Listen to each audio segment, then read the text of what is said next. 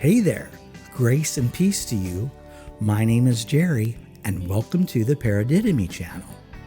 After my recent video titled God's Righteousness Revealed in a Crucified Messiah, I received requests from viewers asking for a simpler explanation of God's righteousness, what it means, and its implications. The challenge is that our understanding of God's righteousness and its effects on humanity is often clouded by how we interpret Scripture through our traditions rather than simply listening to God. And in this case, hearing God through the Apostle Paul, a first-century Jew. I am grateful for your feedback and this chance to talk with you once again about the righteousness of God. First, we must review the groundwork, and that begins with the human problem, which is, of course, sin. As I've said in prior videos, human sin lies at the root of all the world's problems. But the biggest problem humanity faces is the consequence of sin, which is death, eternal separation from God, who is the source of life. Sin is like a nasty virus that spreads and infects everything, and it's bent on destroying God's good creation, especially God's human creatures made in His image, whom He so dearly loves. Certainly, human beings have different ideas about how to solve all the world's problems.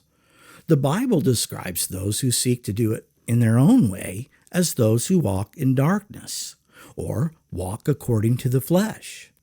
For the Apostle Paul, the flesh symbolizes the earthly realm, encompassing human philosophies, human systems, human decisions, our emotions, our history, and of course, human sinfulness. Undoubtedly, it is because of humanity's incessant desire to walk contrary to God's design, to do things our own way, that we find ourselves in such a predicament. We all stand guilty before God and need to be saved. Only God can provide true salvation. But the means by which a holy, just, and merciful God saves humanity is a bit more complex than most people care to think about. Because God is holy and just, He cannot simply grant unconditional mercy. However, because God loves us and He desires to live in fellowship with us, God is merciful and has provided a path for redemption and restoration. This brings us to Paul's thesis statement at the end of his introduction to Romans. Paul says the gospel is the power of God for salvation. What this means is that when people hear the gospel preached, God's power goes to work in them. Mind you, the gospel is all about God's saving activity, which was accomplished through the person of Jesus of Nazareth. Furthermore, Paul proposes that in the gospel, the righteousness of God is revealed. Thus, God's righteousness is revealed in what God has done through Christ's death and resurrection. Acts chapter 17, verses 30 through 31. Therefore, having overlooked the times of ignorance, God is now declaring to men that all people everywhere should repent, because He has fixed a day in which He will judge the world in righteousness through a man whom He has appointed, having furnished proof to all men by raising Him from the dead. You might remember the word righteousness in our English Bibles is translated from the Greek term dikaiosune. At its core, dikaiosune means upright, just, and fair. God Himself embodies and defines what it means to be upright, just, and fair, and He revealed these standards in the Abrahamic covenant. Therefore, in Romans chapter 1, verse 17, God's righteousness conveys the idea that God administers justice fairly and impartially, according to the standards that He Himself has outlined in His covenant.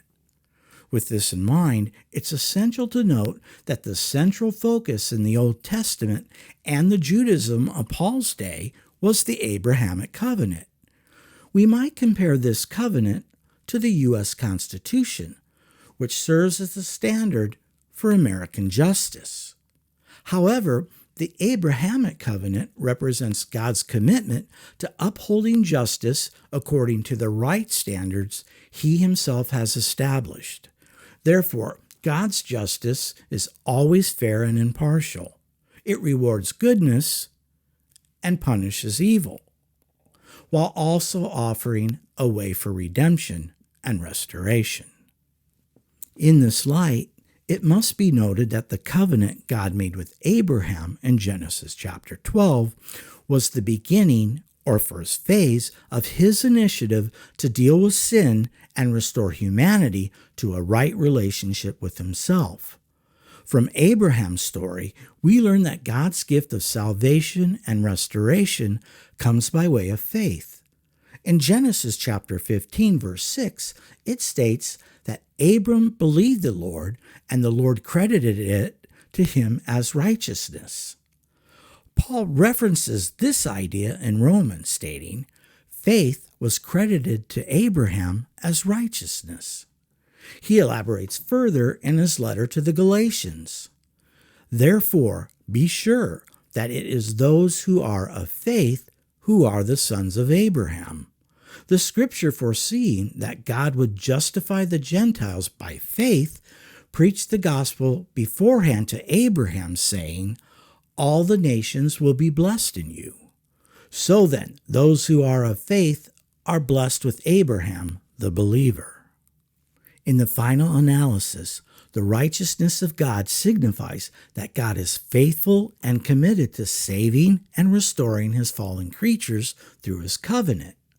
The covenant God made with Abraham in Genesis chapter 12 was just the beginning or first phase of his initiative to deal with sin and restore humanity to a right relationship with himself.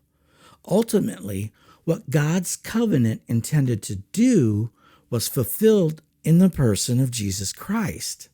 Now, through Christ, God has established his new covenant, ratified by the blood that Jesus shed for us on the cross. To be sure, God's righteousness can only be experienced through faith, and it's solely through faith in Christ's saving work that God, as judge, acquits sinners and declares them to be in right standing before him. What an amazing God we serve. I don't know about you, but sometimes I think how extraordinary it is that the all-knowing, all-powerful creator of the universe has gone to such great lengths just to save a wretched sinner like me. Throughout human history, God has remained faithful to his promises and has provided evidence that he alone is worthy of our unwavering trust. Therefore, having been showered with the love of God in Christ, let us now respond to him with love, faith, and obedience. Amen. If you'd like to take part in the discussion, please feel free to do so in the comment section down below. And don't forget to like and to share. And if you haven't done so, please consider subscribing. Thank you.